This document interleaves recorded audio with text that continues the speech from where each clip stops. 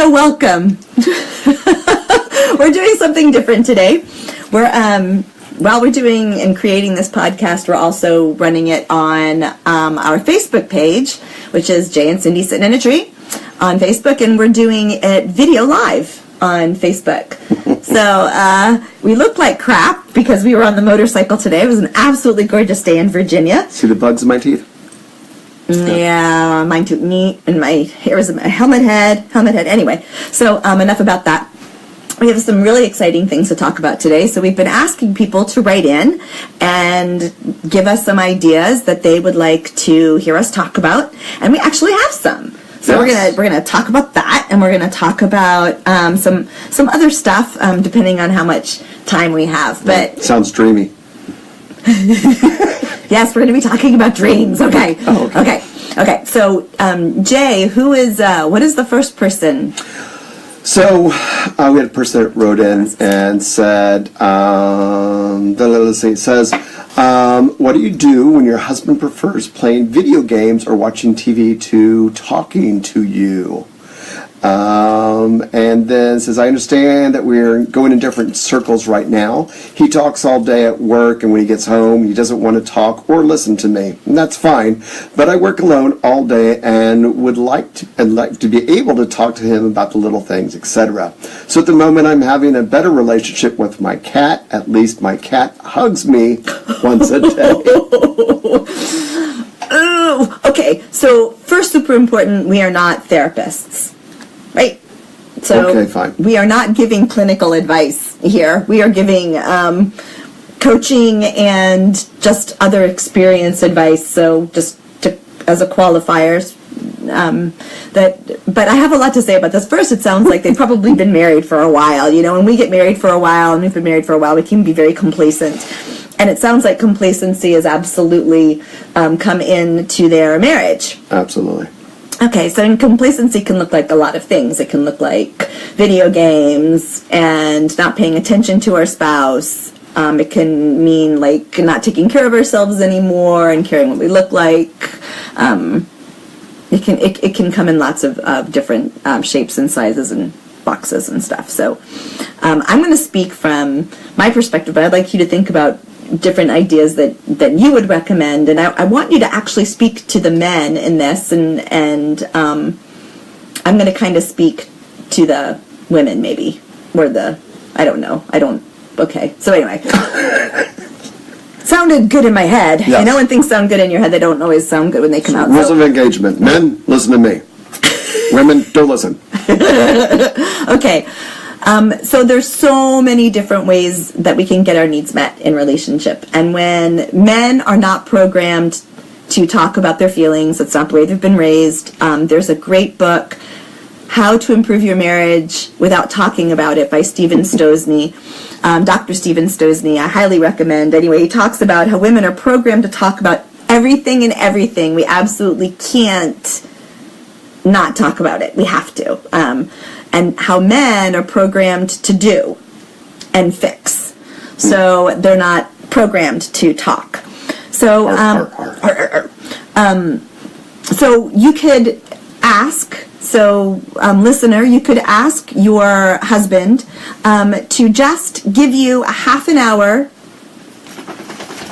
Is that a long time? It's a long time? You know, start with shorter. Say, give me 10, 15 minutes. Okay, 10, 15 minutes. That's not painful. That won't scare a guy. Okay, that won't scare a guy. Okay, so like 10, 15 minutes where you guys just sit on the couch or you sit in your chairs. And then trick him into like 2 hours. No electronics, right? No TV on, no nothing. And, I'm doing the again.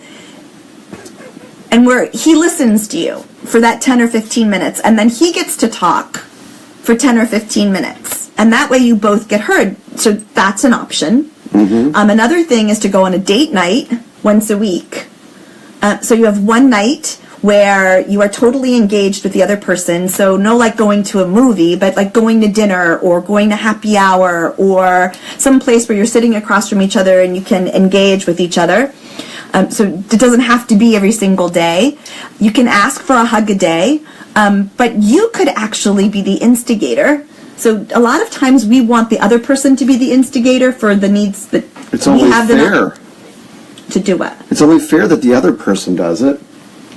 Well, we want the other person to do it. So what about if you hug him every day and you get your one hug in a day? Now, he might be uncomfortable with it at first, but and I encourage, hugs that aren't just like,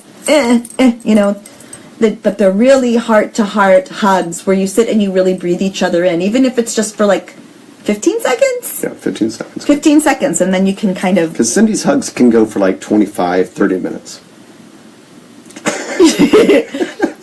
He's not kidding. Anyway, no. I know. So making sure that you instigate, that's one. So you get your hug a day from your husband. Asking for 10 to 15 minutes a day after he comes home and acclimates. We need time, we need space to shift from work mode to home mode. So give him that space, and then everything is turned off, 10, 15 minutes. You could also have dinner time. And you could say dinner time is a time where no electronics, no games, no TV, no nothing. We sit, and while we're eating our dinner, we actually engage. So that could be something. You could actually cook together, and that could be a time when you engage. So there's lots of options. You just have to find the right ones that work for you. And you could also go on a date night once a week and get all of your yummy talking about the day stuff in that one date night. Jay and I happen to talk a lot in the mornings with coffee. That's when we typically get a lot of our talking in. So we'll take time before we do our electronics, that we sit with a cup of coffee and either in front of the fire or in front of our beautiful windows that look out onto the mountain.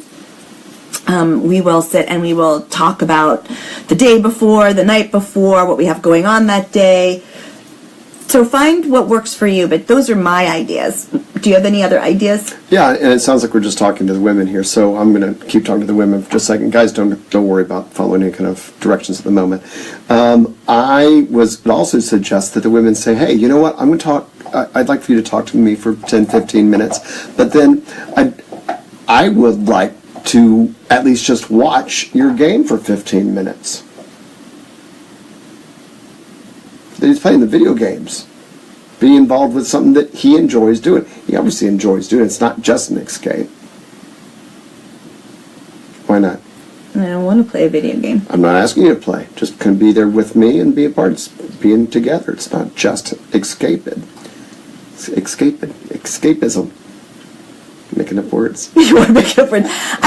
Okay, well, that might work. Well, I mean, you're suggesting that they talk, they go out on a date, they hug, they do all this stuff.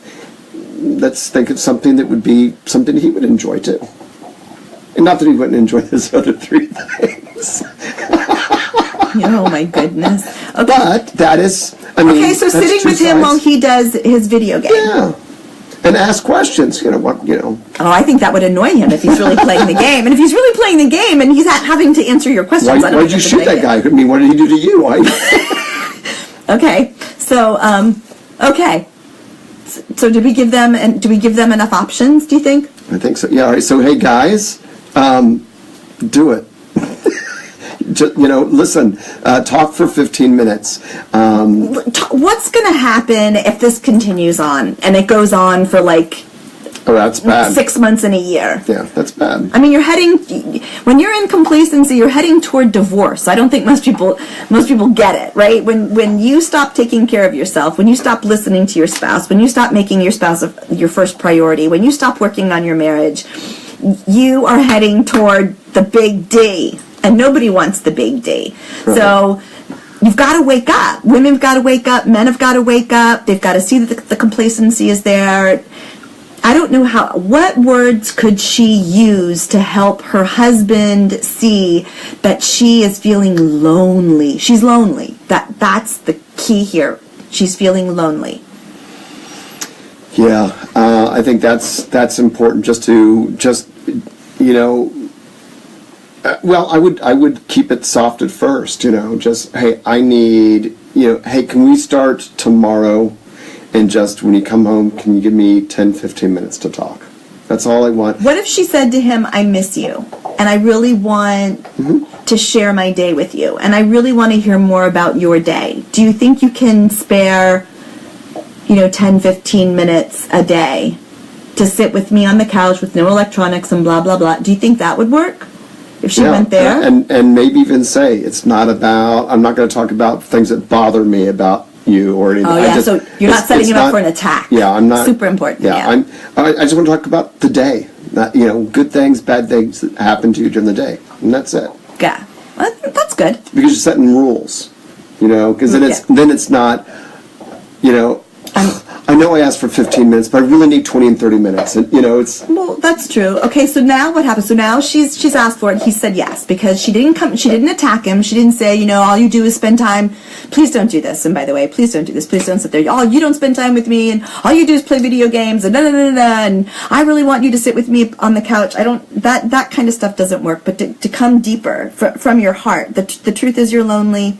The truth is you're sad. The truth is you miss him.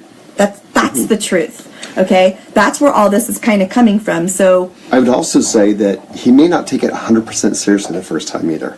And let that be okay. I mean, he's going to have to work into it too. What would happen if she just stopped the video game? Let's say he doesn't take it seriously. What if she just one day just went and stopped the video game and said, you need to listen to me. This is not good. I am not happy. What do you think? Do you think that would be? I don't think that would be a great thing to do. You don't think that would be good? No, that's a fight starter. Well, but so she should try. So try these things. If these things don't work, then come back and we'll think, because I'm going to... By suggesting, let's talk for 10, 15 minutes, he has the right and the ability to say yes or no and do it. But by her coming in and just turning off the video, then she's taking control and saying, it's my rules. Okay, I don't think she should do that the first thing. I think she should do the first thing as speaking from her heart. But if he doesn't listen to her... And then do that, and then after that doesn't work, then you get a bazooka. I mean, a Nerf gun. Start the Nerf gun and then get a bazooka. We'll just start with a Nerf gun and shoot him while he's playing his game. Okay, so at least start with those things. Yeah. I'll tell you from personal viewing, I know that people in your life do not like it when you walk in a room and turn their TV off when they're in the middle of watching their shows. Just because you just woke up and you wanted everybody to sit and talk. Okay. So I sometimes take control of the situation. But I also speak from my heart. Yes, of course. Okay. So we have date night once a week. We have talking for 10 minutes a day. We have talking over dinner, or while you're making dinner, if you make dinner together, or... And you know what? Let me go back to one of our other talks about, we talked about Stradivarius. So not only are you going to ask this of him, okay, but when he walks in, I want you both to do the Stradivarius thing. So not only are you saying, I really need you to talk to me, but you need to see him too, and see the qualities in him that attracted you to him before we start playing the games and ignoring you. I mean, that there's going to be qualities. So get the yumminess, just I'm so glad you're home. I'm so glad. So nice to see you. Yeah. Yeah, that's good. Yeah. We want to make sure he doesn't feel attacked, because both people have contributed to this situation. Okay. I think the reason we're talking a lot to the women right now is because mostly women are listening to this. Not many men are going, ooh, a podcast on relationship. Let me listen. They should. Yeah, but we're not listeners. We're doers. Well, you are doers and fixers. Absolutely. That's very, very true. Okay. I think we've beaten the horse a little bit. We've spent half our time just talking about that. Okay, so what's the next one? So, Cindy is what? I thought we were going to do another, what they asked. Oh, you want to go do another listener thing? Oh, cool. Okay. Ladies and gentlemen. Okay, because we had another one. Oh, no, did you make it go away? I did. Hold on. I didn't make it go away. So talk. You want me to talk? Okay, you want me to talk? Spread. Make it work. I don't know what to say. When do I never know what to say? Happen? Okay, so I keep saying again. It's not happy. Okay. Yeah, this is the other one. This is the other one? What is it? Oh, this is the cheat one. Oh, why do some people cheat and not break up? Oh, yeah. Oh, that was a really good one. It's a really, really good one. So this person asked, the cheaters versus breaking up, and why do people cheat instead of just breaking up the relationship? Because I think cheating is not done initially on purpose. I think it kind of... No, I think That is such a load of crap. I think it starts with a flirt. It starts with that, ooh, maybe something could happen, but they're not really thinking something's going to happen. Bullshit. Not all the time. Not all the time. All right, so let's pretend that. And yes, if you're watching, I am drinking a glass of wine. It's really good too. It's rosé from Portugal. So cheating is, I don't think when people cheat they think anything will ever come of it. So it might be just a feel-good thing for a moment, and they're not having to let go an entire relationship. Okay, so let's first talk about why people cheat. Again, we're not clinical psychologists, but listen, there are people that have a sexual addiction. There is such a thing as sexual addiction. So those are people that cheat. And it's a real thing. So you have to have a sexual addiction to be a cheater? No, I said that's one reason why some people cheat. It's a very small portion of the population. We're bringing size into it. We're talking about sex. Size matters. I have that. I used to have that on my old helmet. I used to have a motorcycle helmet. Motorcycle helmet. Not that she just wears a helmet. Sometimes maybe I should. Okay, so then we have the people that I consider them serial cheaters. Whatever they have is not enough. It's never enough. Mm-hmm. And those people. It's all about the chase. Maybe. No? It's all about them. Okay. It's all about them, and what they have is never enough. The grass is always greener on the other side. They have a lack of integrity, lack of loyalty, lack of trust, lack of trustworthiness, lots of stuff. And so they might be serial cheaters. But again, I think those are a very small part of the population. Mm-hmm. So I think the biggest part of the population that cheats is because their needs are not being met in relationship. Okay. So they're like the last person that we talked about. They're lonely, and they've been lonely for a long time. The poor woman is having a better relationship with her cat. So the question is, why cheat versus breaking up?